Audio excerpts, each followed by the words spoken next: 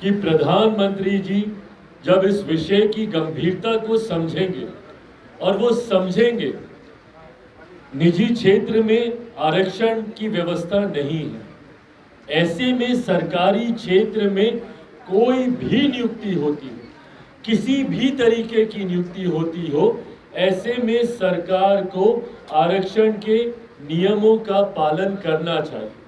ये मांग लोक जनशक्ति पार्टी रामविलास की रही है हमेशा से।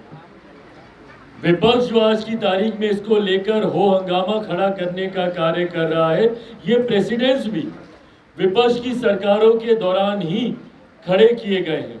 इन्हीं लोगों ने कई ऐसी नियुक्तियां की हैं, भले आवाज वैसे भी आ ही रही होगी, भले वो कांग्रेस की सरकार हो या कांग्रेस के नेतृत्व में अलग अलग समय में बनी गठबंधन की सरकारें हों।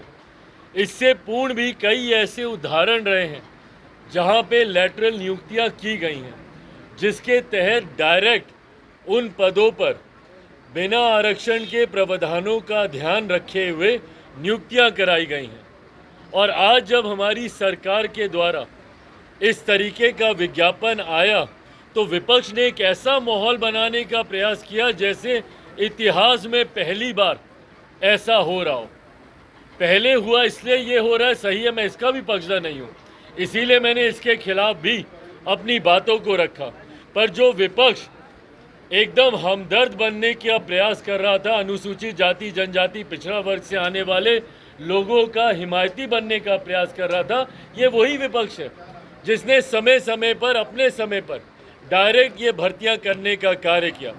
पूर्व प्रधानमंत्री डॉक्टर मनमोहन सिंह जी उसका उदाहरण है, मोंटेक सिंह आलूवालिया जी उसका उदाहरण है, कई ऐसे नाम हैं जो इसके उदाहरण रहे हैं।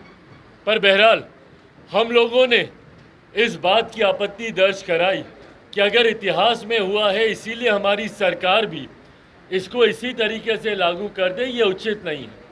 और कहीं ना कहीं एक गलत परसेप्शन सरकार का ऐसी नियुक्तियों के बाद समाज के बीच जाएगा।